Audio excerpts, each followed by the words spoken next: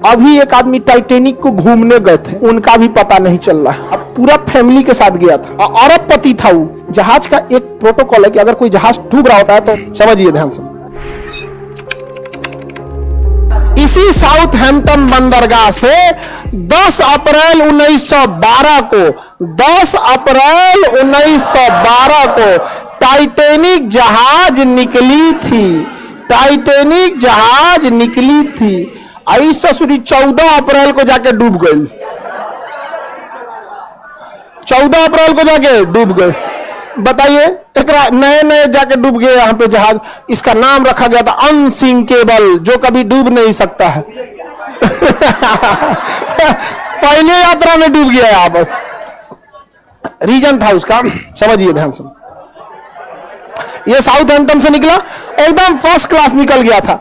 जब यहां पहुंचा तो ये है आपका बफिन की खाड़ी, यहां से निकली थी लेब्राडोर की ठंडी जलधारा। ये एरिया को बर्फ बना देती है, तो इस एरिया में बहुत ज्यादा बर्फ रहते हैं, बहुत ज्यादा बर्फ। इसे यहां के कैप्टन थे टाइटेनिक के, विलियम मडोक, इन्हें वार्निंग दिया गया था कि बर्फ बहुत ज्यादा है, संभल के चलिएगा। तो जिसने वार्निंग दिया था ना, उनसे इनका स्टूडेंट लाइफ में थोड़ा सा नहीं होता है, तो ईगो अनसिंकेबल धाए दे लेके चल दिए। मौसम धुंधला था, उस समय रडार नहीं हुआ करते थे। रडार न होने की वजह से विजुअल अप्रोच करना पड़ता था, दूरबीन से देखना पड़ता था कहीं बर्फ तो नहीं है। अचानक से इन लोग को धुंधला धुंधला दिखा, देखा ध्यान से कि बाप रे बाप, बर्फ है। बर्फ बर्फ की खासियत है, जितना दिखता है उससे 9 गुना नीचे होता है। बर्फ का दिखने वाला भाग 1/10 और अंदर रहता है 9/10, यानी 10 भाग में 1 भाग दिखता है और 10 भाग में 9 भाग अंदर है।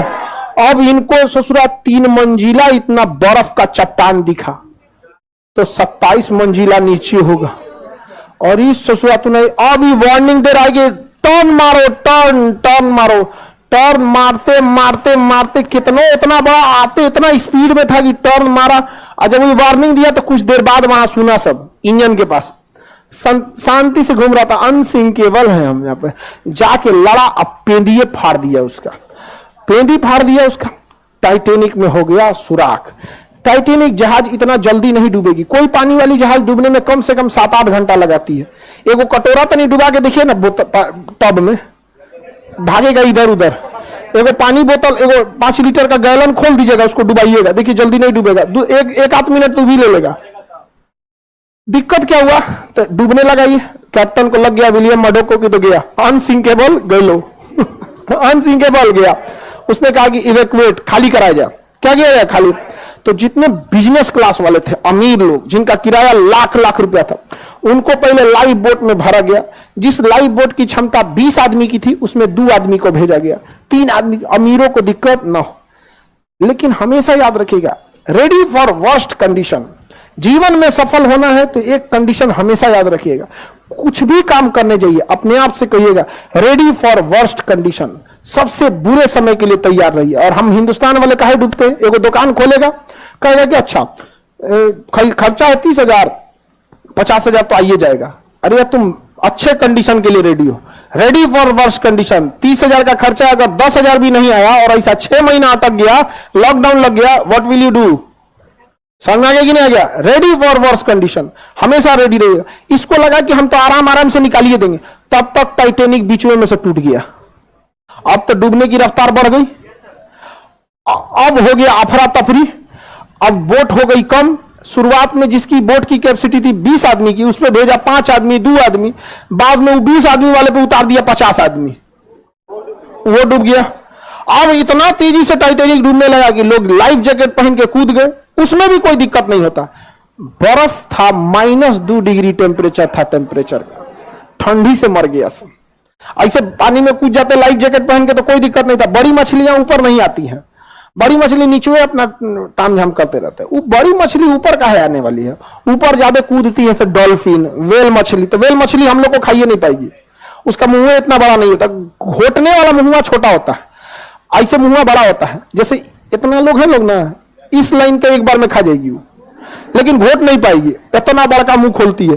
घोट अब हम ही लोग हैं, हाथ ना मुंह में भर लेते हैं, क्या हड़ाक घोट पड़ते हैं, भरने का तो भर लिया।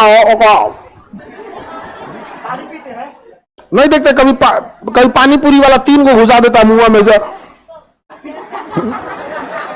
आदमी घूम जाता है, गुस्सा आराम से गिरा दूंगा, नहीं समझ रहे हैं? तो आधा आदमी ठंडा मार दिया, तो कुछ ही आदमी को बचाया जा सका, जबकि सबको बचाया जा सकता था। डूब गया अनसिंकेबल। जहाज का एक प्रोटोकॉल है कि अगर कोई जहाज डूब रहा होता है तो रॉकेट फ्लेयर छोड़ता है, रॉकेट छोड़ता है, मतलब वो सिग्नल है, रात में सिग्नल है, दिन में तो हॉर्न मारता है, और रात में सिग्नल। बगल से एक ब्राजील का जहाज गुजर रहा था, लगभग 80 से 100 किलोमीटर की दूरी पे था, गुजर रहा है। उसको लगा कि लोग पार्टी मना रहे हैं, रॉकेट छोड़ के पार्टी मना रहे हैं, छोड़ के चल दिया वहां पे।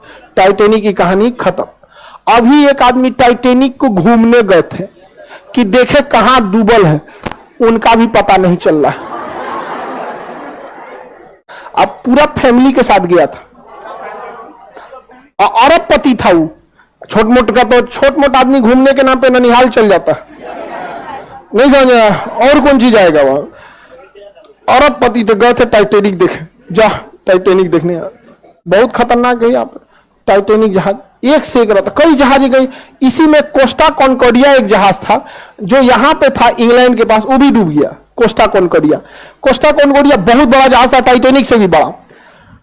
अब उसमें जो डांसर थी ना, डांसर नचनिया,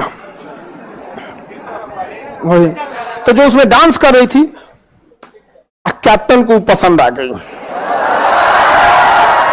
बस कैप्टन क्या किया ना, उस रास्ते में मोड़ लिया जहां पे गहराई कम थी।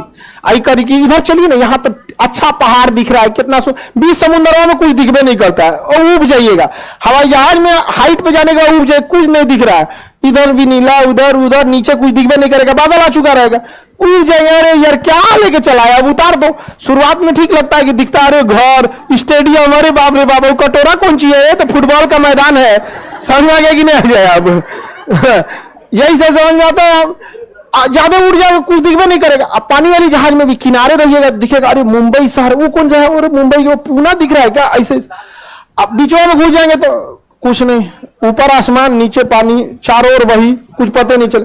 तो उस नचनिया के थोड़ा मोड़ लो, मोड़ लो, मोड़ लो, तो साइड में ले गया। साइड में गहराई कम होता, ले आके पेदिया लड़ा दिया, अब पेदिया फट गया, जहाज हो गई, पलट गई। सारे लोग, इतना करोड़ों का लॉस हुआ जिसका कोई हद नहीं। कप्तान को हो गया जेल। कप्तान को क्या हो गया? इसलिए इससे क्या सीखे आप?